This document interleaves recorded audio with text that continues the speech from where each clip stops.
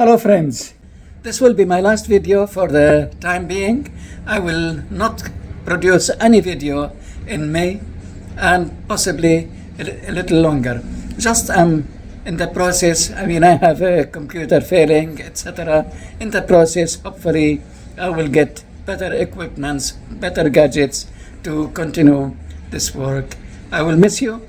I will miss producing some of the videos and communicate with you, but you may watch earlier ones. Many blessings on you. Cheers. They ask you with Daniel, apologetic, biblical issues, comparative, and more. And now to the question.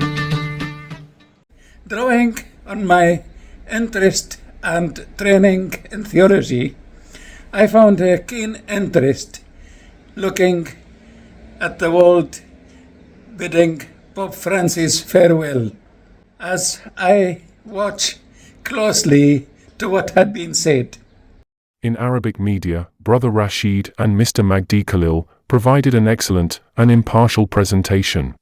Yes, Pope Francis left great life example and legacy. Yet I have not heard one important aspect in his life underpinning his pontificate: commitment to the oppressed and marginalized and the poor, something well recognized in Argentina and in Latin America. It is the contrast between Father Jorge Bergoglio's humble service in Buenos Aires and Pope Francis's leadership of the Vatican. The two faces, Jorge and Francis, were reconciled in one man, shaped by his past. A key influence on Jorge Bergoglio, as Pope Francis' name before being Papa, was his close exposure to a theology called liberation theology, unique to Latin America. In Buenos Aires, Fr. Jorge Bergoglio was known for washing the feet of the poor in the Villas Miseria, slums, a practice he continued as Pope Francis, on the world stage. His natural meekness fascinated both supporters and critics. This divide reflects Francis's role as a bridge between grassroots faith and institutional reform, which molded the compassion, the radical compassion towards others, especially in his life as a Papa as well, worldwide.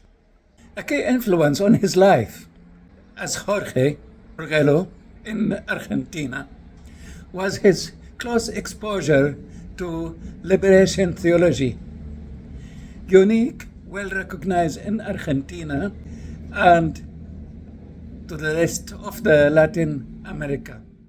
Hence we witness the priest of the poor, as he was called, one of the titles given to him, handling the Vatican and encounter immense challenge to the radicalized character and a lot of difficulties he was facing, but boldly he pressed on. What a challenge. Let us focus on these aspects and just tackle the liberation theology and its close exposure. Let's dive in. 1. What is liberation theology? Liberation theology emerged in Latin America in the mid-20th century, blending Catholic social teachings with Marxist critiques of capitalism. It emphasized political and economic justice, interpreting the gospel as a call to liberate people from systemic oppression, not only spiritually but also socially and materially. It presents Christ as a revolutionary figure siding with the poor. 2. The Vatican's historic opposition. Before Francis, liberation theology faced fierce opposition from Popes John Paul II and Benedict XVI, who viewed it as a Marxist distortion of Christianity.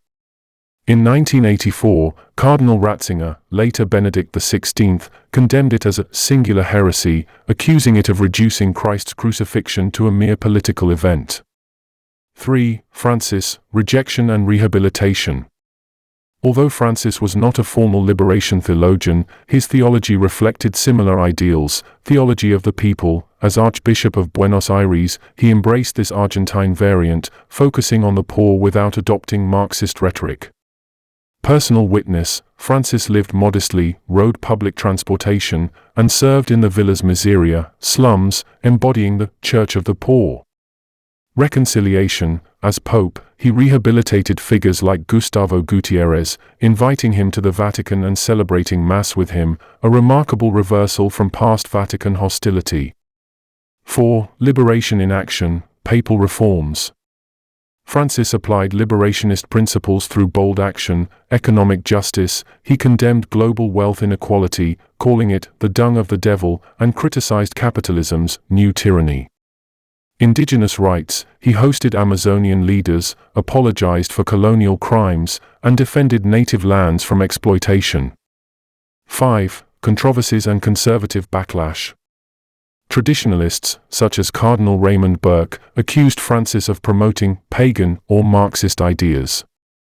Critics also pointed to tensions. While progressive on economic and social justice, Francis maintained traditional Catholic teachings against abortion and same-sex marriage. In brief, Pope Francis's true legacy lies in shifting the Church's focus toward the marginalized, not merely as a theological statement, but as a profound humanitarian triumph. It is a solid foundation for his successor to build upon. Now, in conclusion, let me draw on a motto or a key word from Pope Francis, a key quotation of Pope Francis concerning the Church. What is the Church? Something was tragically, I would say, misunderstood about him. What he said is the following: that the Church must be a field hospital for the wounded, not a customs house for the perfect.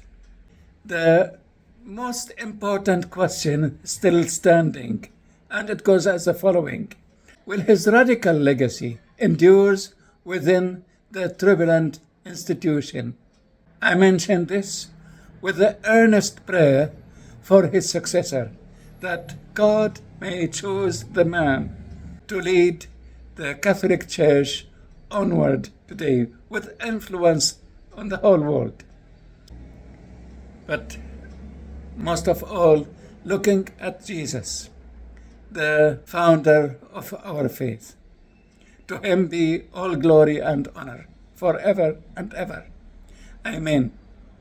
I'm Daniel. I love you so much. Please remember to hit the like button, share, and subscribe. May God bless you. May God bless us all. Thank you.